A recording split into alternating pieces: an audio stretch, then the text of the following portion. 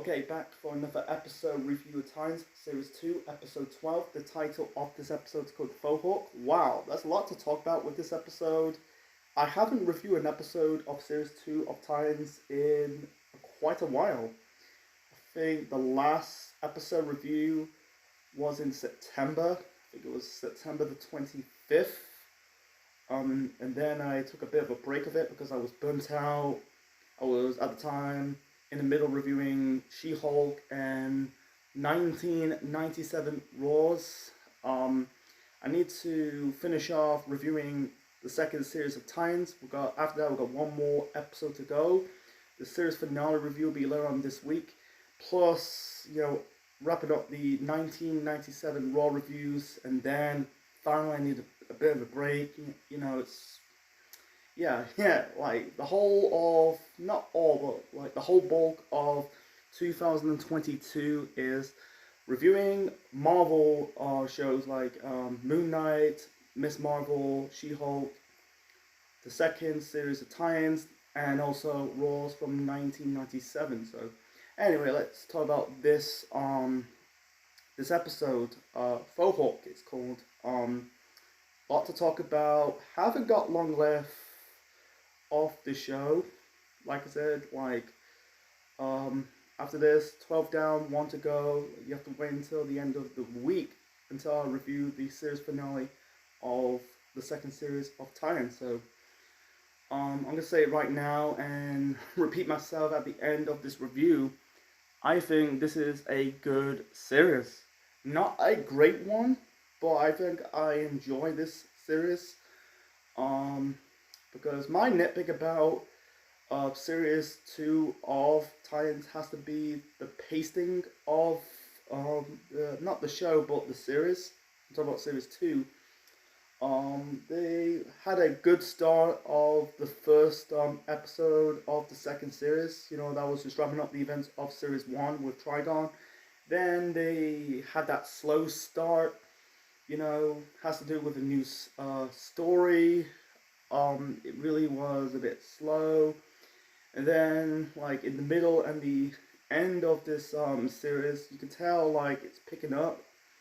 I'm not saying it's great, but I think it's a good series. I'm not one of these people who take this show seriously. It is a good show.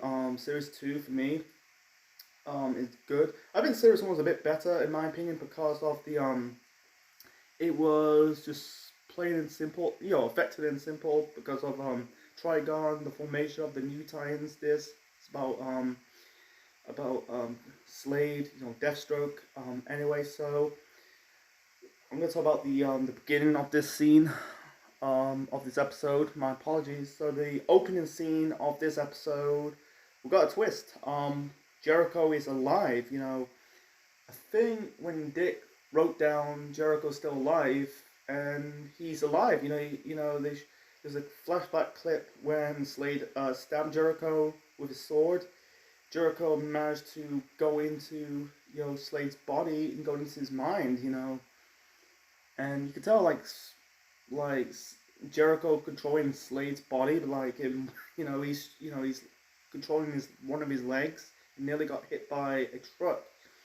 It got me thinking that it's a sign that, you control me, now I can control you. And, it's a good shock, he's still alive, I don't think he'll come back to life because of his body, because of Jericho's body. I think Jericho's body probably decompose, I don't know.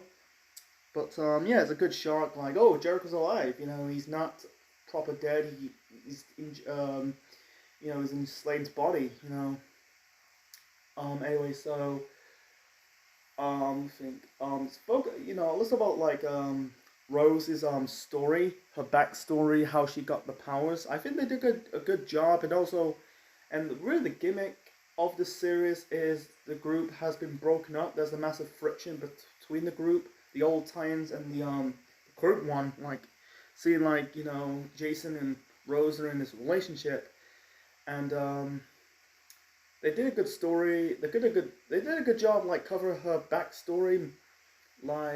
She got hit by a car, then suddenly her leg, her foot kind of like it was dislocated, you know, and it's managed to put it back in the socket. Like it's not like the on Simpsons standpoint, like you know in that episode that It parody, Christie's joints are like snapping. You know, glad they never went in that direction, but anyway, so like meeting her dad, you know, showing her like she's got like her powers, like shooting, shooting, her like her hand with Slade's gun, and also training her, and also say, telling Slade, Slade told Rose about his plan of the Titans, break them up, and said about cutting her eye, um, yeah. I don't think they'll do that. Seeing Slade actually cutting, almost called Chelsea because that's Rose's actor's name. I think it's Chelsea Chang. Sorry, my apologies. Um, I don't see like Slade cutting up Rose's eye. DC's dark, but not that dark. So I think they did a good job. I think one portion of this flashback sequence, you had I think like she was about to go to prom, and then Slade meet her. She kind of, you could tell like I think like when like Rose and Slade kind of met. I think Slade threatened her, or saying like I can hurt you, and then seeing like their training and she's wearing her suit. I think that's a callback to a comic of Deathstroke. That's Slade's code name. So anyway, seeing Jason got heartbroken, seeing like I think it's the first time seeing like the character like be emotionless. We never seen that side of Rose before. Like like losing her like love of Jason Todd because Jason's because Rose is not like fair because Jason like told told the truth about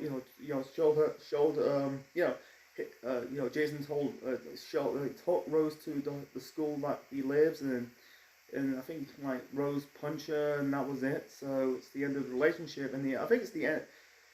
I think like for Jason, you can tell he's got fucked over, man.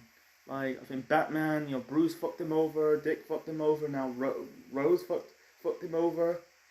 And it's leading up to him becoming like Deathstroke. I think let's do it in a wrestling term, a slowly organic heel turn.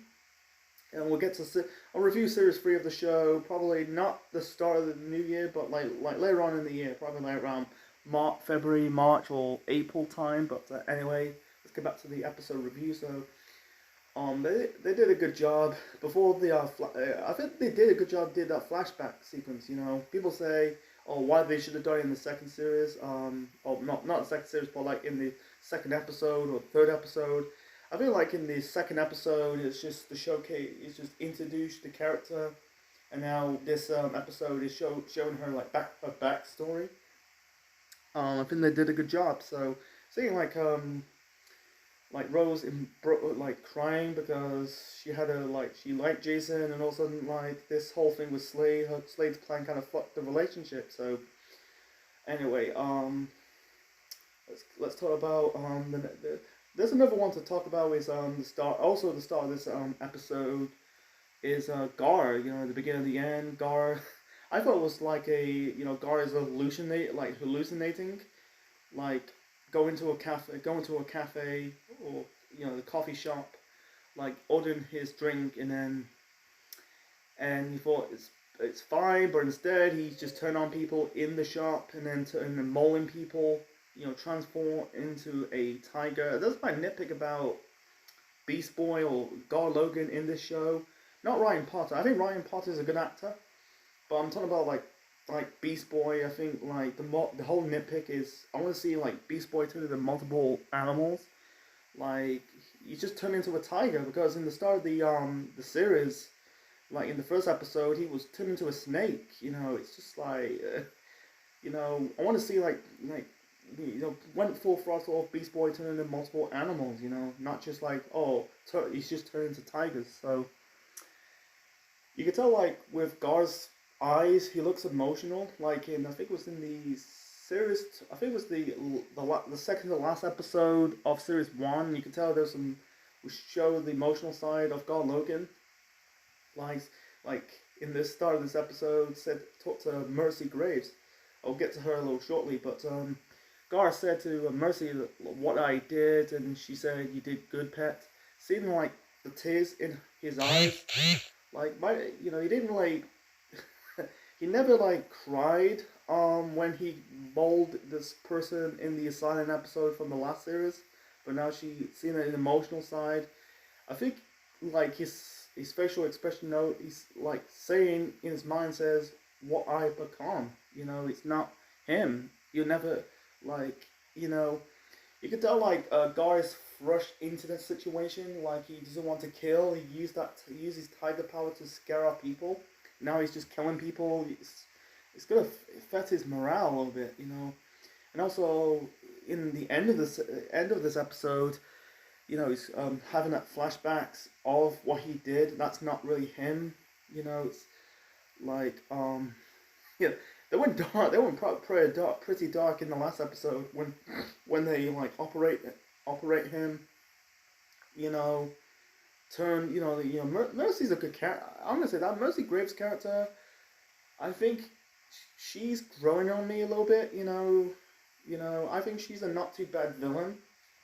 She's manipulative, conniving.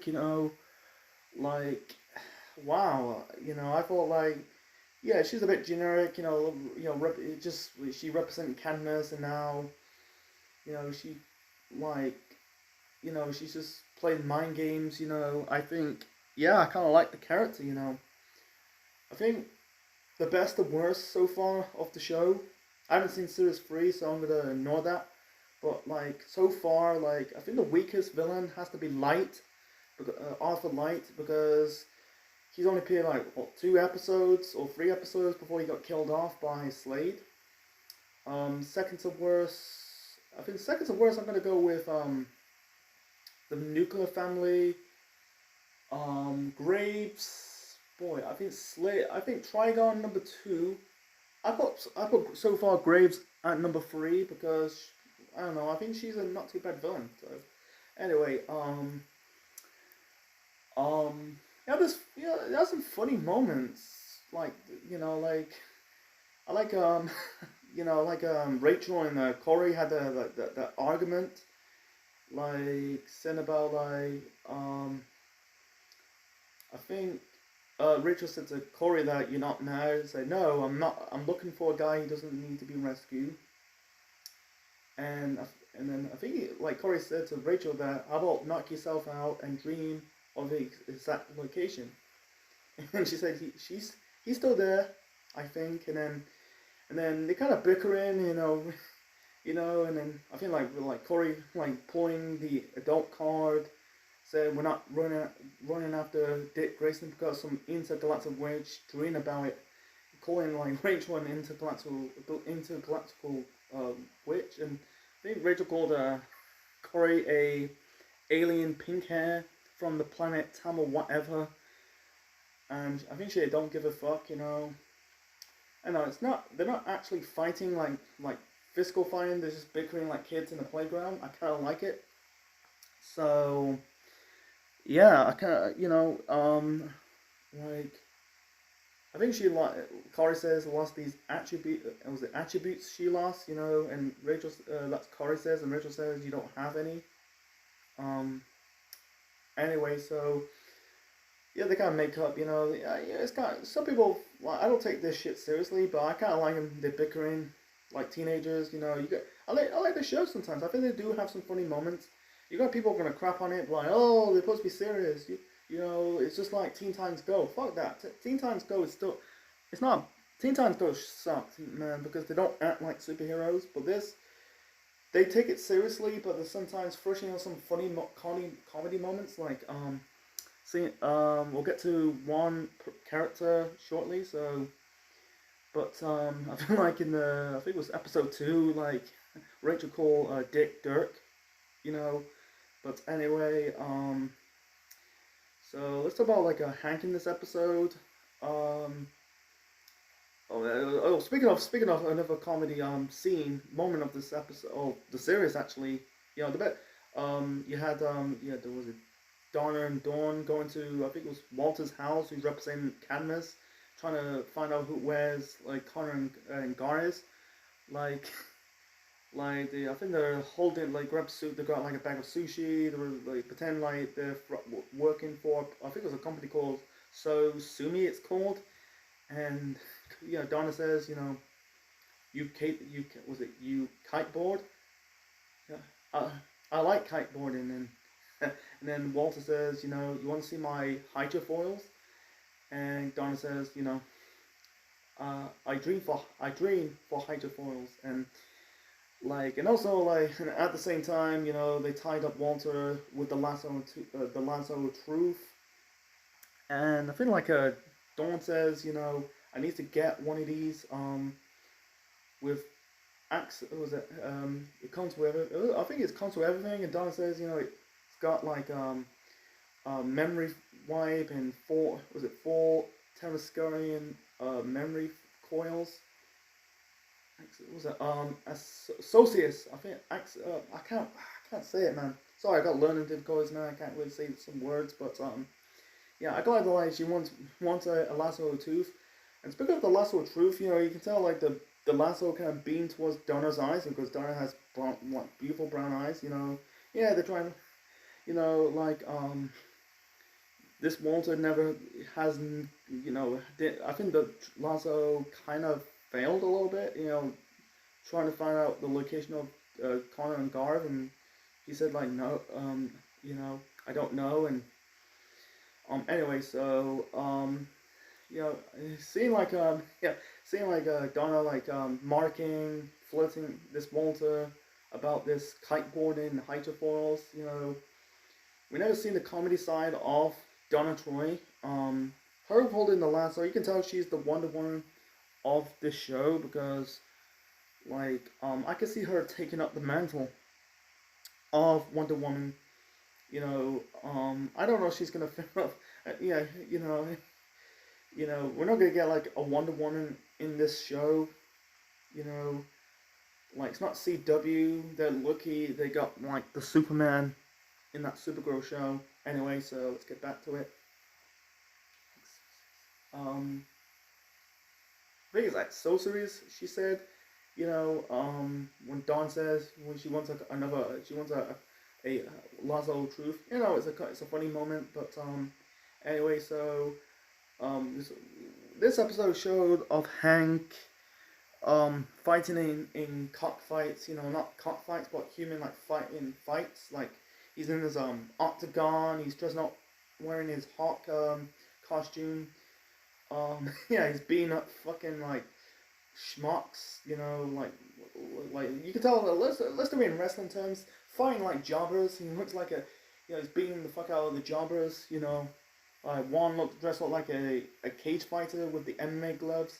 I think one dressed like a cowboy. One dressed like a person wearing a beret, not like a French beret, but like serving in the military.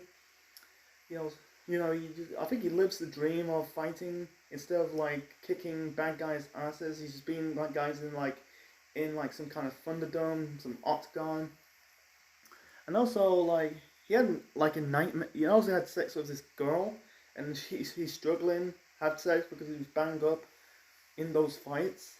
And also there's a nightmare sequence of him and Dawn because Dawn's in the fight. You thought like how she knows Hank's location, but you can tell it's a nightmare sequence. Seeing like Hank getting ass kicked by Dawn, knowing that you can tell like Hank had no purpose to fight Dawn because they broke up the relationship. You can tell like Dawn like cares about Hank. Just because the relationship did not work. Seeing like locked Hank in an armbar. You could tell like he'll never put his hands on her because they care about each other.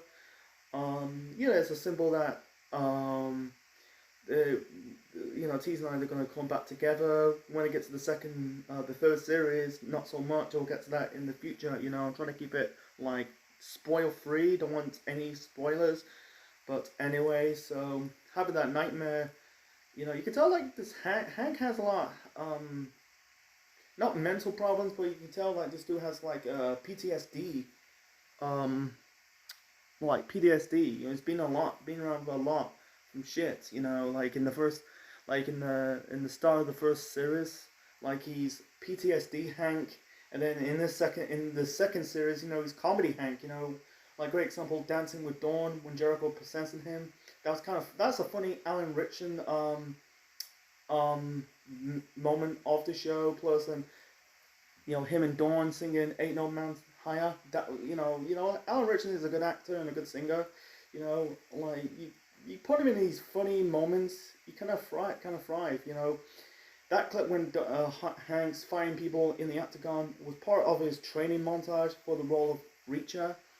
Having to like review that show, I want to review that show one day. Reacher, Alan Ritchson is a good guy. He's a good actor, man. He might be. I think he looks like a good bloke in real life. He's not like he's not one of these celebrities that their shit don't stink. Anyway, so let's get back to the episode review. So anyway, seeing like Hank, I think he got framed because of someone like stole his suit, and some teenager and some fat guy who's in the laundry, some imposter dressed up like Hawk, I think he can like put like the people in the laundry hostage. And then the guy, I think he told that guy that that's not Hank, he's some asshole or jackass in a Halloween costume. He's still like Duff. And he located this guy's on Instagram or some kind of taking the piss out Instagram.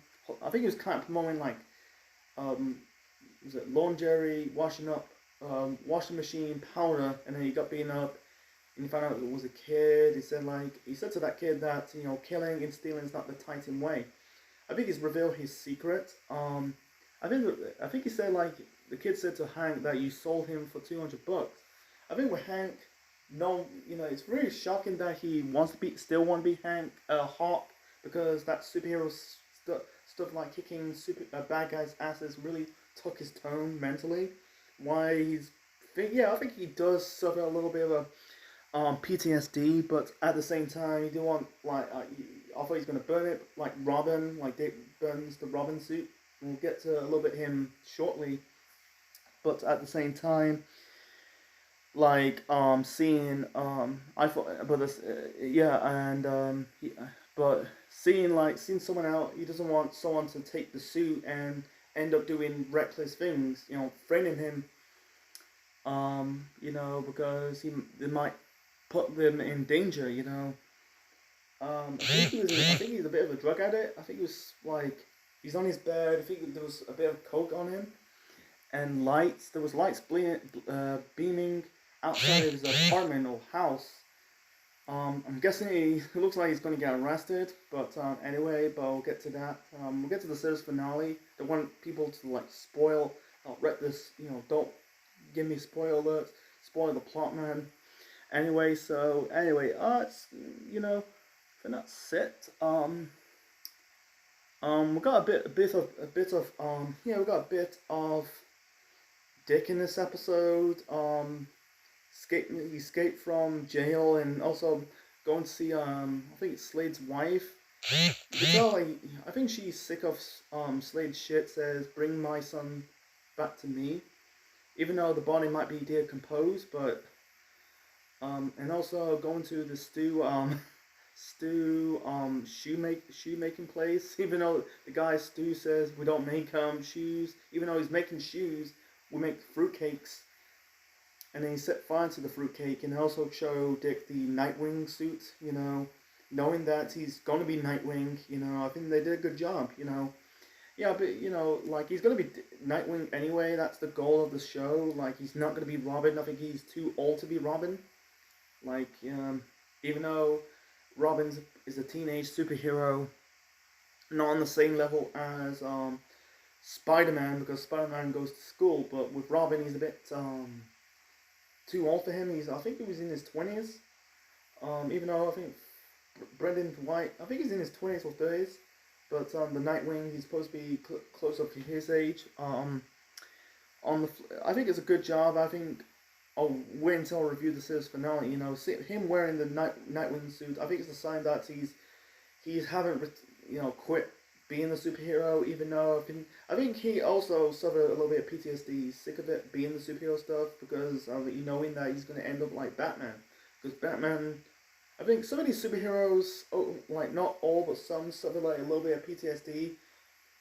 You know, as a child or when they're starting out as a superhero, losing their loved ones due to like death or like what kind of crime. But knowing that he's edging to get back in the game, because like yeah, he was a police officer for a little bit, but I think it's he's always gonna coming back as Nightwing. So I got they don't use Dick a lot. It's this episode. You got Hank, Donna, Rachel, Corey, Garth briefly, Dick briefly, um, Rose and Jason. I'm glad I think like, I think this show, not show, but this series revolved around Dick, because series 1 revolved around Rachel because how the Titans started. This revolved around Dick about his dark past. You could say like you could say MVP of, in my opinion, MVP of series 2, but I disagree. Anyway, so yeah, I think it's nothing like groundbreaking stuff as the the Nightwing suit. It's just his traditional the black and blue Nightwing suit. I know there's a black and red one, but anyway, so we'll get to the series finale next time. But yeah, I think that's it. Yeah, that's it, man. So yeah, it's been a good series. It's been a good episode. It's not like a best episode of the year. Of the best episode of the series. My apologies, but it's not. But it's not the best. It's not. It's not. I think the episode of series 2 for me.